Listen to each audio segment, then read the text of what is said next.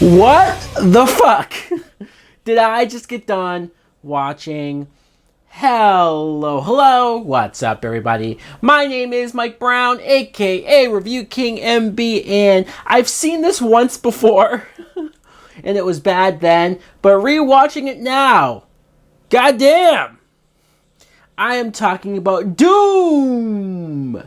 Doom is a 2005 film that is based on the video game with the same name. I'm not hugely familiar with the video game. I might have played it once when I was a kid. A friend of mine used to always get these random video games, shooter games, and I used to go over and play some of them. So I do think I've played it, but this is an adaptation. And it's directed by, let me try to pronounce this fucking guy's name, Drazij Bartakowiak. I swear that's how it's spelled. Obviously, I think he's Polish, which actually explains how stylized and the way this is directed and shot. But man, oh man, this plot, it takes place in the future. I think the year 2046, if I remember correctly. And you see that something has happened on the planet Mars. There's this ancient city that was found, and this chaos is happening there. So this elite team of shooters go there to figure out what's going on, to contain the problem. And of course, there's infected people, essentially zombies, but they're also mutated into giant creatures, and so we just have to survive this. Man, I think this could have worked. There's a universe where this movie was made and it was good, but it's certainly not our universe. Let's talk about this cast. Dwayne "The Rock" Johnson. Somehow, some way, they got him to do this movie. Look, let's not pretend like The Rock's never made a bad movie before. Hell, he still can make bad movies today. But there's something about seeing him at the beginning of his acting career. He's only done a couple of movies by this point. And to see how he fucked up. And I mean, fucked up so bad. And he's one of the best parts of the movie, though, just as far as acting. He is presented as the leader, the general, who has his orders, his marching orders, where he's just going to lead his team in this city, in this underground facility, and wipe out as many of these infected people as he can. And I do think when there's a twist with the character, I thought he played that up well, but we'll get to that in a minute. Karl Urban, who at the time when I first saw this, I didn't really know who he was. Rewatching it now, though, it's cool to see Karl Urban pretty much as the main character. Yeah, The Rock starts off as the main character, but the torch gets passed on. Karl Urban, I think, does have a presence. You could tell he's younger here, but I like him. His sister in the movie, she's a scientist, played by Rosamund Pike, and I completely forgot she was in this movie as well. She's fine. She's just here, really, to be here. The other cast, it's some of these actors I recognize and I've seen in things. One of them played Joe Chill in Batman Begins. He killed Batman's parents, the motherfucker. I didn't feel bad when he got killed here, but I didn't care about any of them. Not because I'm saying that their acting was bad or that they were bad, but the writing in this movie for these characters, even our main leads, that I said I liked them, that's just because really I like the actors, but the writing is atrocious. The writing is terrible. There's no reason for me to care when any of these people get taken out or wiped out. So little effort was put into having us care about them. And watching this now, I don't think I thought this at the time, but rewatching it now, this is almost beat for beat the Resident Evil movie, the first one, where this elite squad goes underground and has to fight off a bunch of infected people, essentially zombies. It's the same damn thing. Literally, somebody must have said, hey, that Resident Evil movie is kind of popular.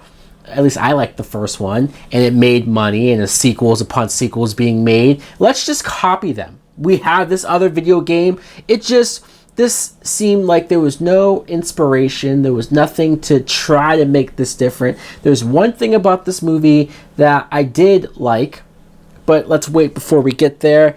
I can give them some props. This isn't what the one thing was that I liked, but I'll give them some props for using practical effects, for having these creatures. When you see them, it is, I think, someone in a suit, or it's a built thing that, sure, that helps it make it look real. That's true. It's true. It's not the CGI, overly CGI crap that we would get today. They did try to make it look more real. Fine. It's edited so fast, quick cuts, and the weird techno music that's playing during every action scene. It's hard to be scared. It's hard to be invested and care about what's going on screen. The zombie makeup, I thought, honestly looked terrible. There was some points where it looked like zombie mask or something that you would get from the convenience store. Like, you would just pick it up for $20. It seemed cheap. The lighting was really dark, so I'm sure that helped. I don't know what the budget was, but it couldn't have been a lot. And I think they should have and could have done a lot better. The Rock turning into the bad guy, I thought was really interesting, because The Rock, especially today, like if they had done this today, what balls would the movie have to turn The Rock into the villain? The Rock never plays villains anymore. I mean, I'm trying to think of the last time The Rock was a villain in a movie. So seeing him here, he starts off as the hero. He starts off as the guy that you think is going to save the day, and you go, it's The Rock. So yeah, I'm just going to like him.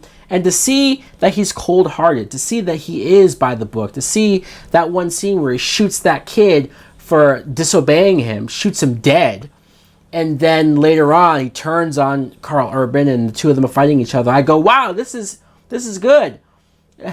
If only it was in a better movie. But the one thing that I will say that I will admit to liking about this movie, which is hard to say because there's so much to not like, there's this one scene, this isn't what I'm talking about, I'm going in tangents. There's this one scene where one of the characters gets turned into a zombie, and our two characters, Rosamund Pike and this black dude, they're in a room, a glass room, and the zombie, I guess, sees that he's become a zombie, like realizes that, or he's turning, he knows he's turning. So he starts smashing his head against the window. The movie tells us that he killed himself because he knows he was turning, which is an interesting idea, definitely interesting. But how would they know that? Like, Rosamund Pike says, oh, well, he must have known that he was turning, so he hit his head on the glass and killed himself to protect us. And I'm like, there's no fucking way you knew that that's what he was doing. For all you know, watching it, he was trying to bust the glass open and break it with his head, and he failed miserably. For all you know, that's all it was. I just thought that was a funny little thing there. But let's finally get to it. There's so much shit in this movie that it's taking me forever to get to the one good thing. The end of the movie where you see Karl Urban, he's dying from a gunshot wound and he gets injected with the serum and he wakes up. And from that point on, when he wakes up, there's this whole long action sequence of him in first person. We get a POV shot of him with his gun going through the corridors, going from room to room, and shooting as many zombies and as many creatures as he can. And it's all in his eyes. And that's really cool. Honestly, if this movie could have still had the same shitty script, the same characters that you don't really care about, everything could have been the same. Except for if every action scene turned into this. If they had done this 4 or 5 times throughout the movie, it would have been pretty damn awesome. It would have been epic. It would have been the cure to how to do a video game into a movie. You have sequences that look like a video game, feel like a video game, and just put it in the movie as it is. There's a couple shots of as he's going through and it's in his eyes, he looks at a mirror or reflection and you see Karl Urban, like that's you, and then you go back to shooting people. Like, why didn't we do more of that? Sure, one cool scene, one cool idea, but you didn't take advantage of it. You didn't go all out for it. You didn't take more of a chance, more of a risk. Maybe it's the producer's fault. Maybe the director wanted to do more of that and they didn't want him to. Who knows? But it's still a huge missed opportunity. Oh, but wait! I can't go without mentioning the scene where The Rock, when they're in the room and zombies are closing in on them and they're grabbing at them from these doors and this holographic door, and the one zombie takes The Rock's legs and goes to drag him out. And he literally like stops and almost looks at the camera. I swear he looks at the camera and says, "I'm not supposed to die." Whoa! I'm just like, what the fuck? Did we really get meta in this one moment? Look, if the whole movie was meta, if the whole movie made jokes that was self-referential, and if they looked into the camera and just made jokes, I would be all for it. I'd be like, okay, cool, we're gonna have fun, and sure, fine.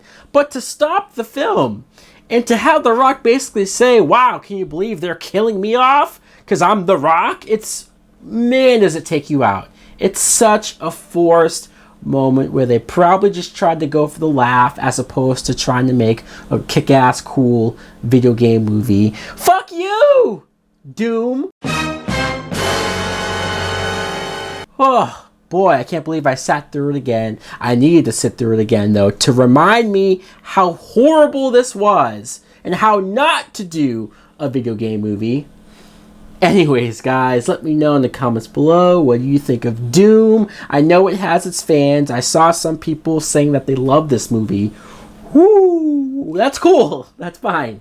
Good for you. Let me know why, or if you agree with me and you hate it. Like, comment, subscribe. Later!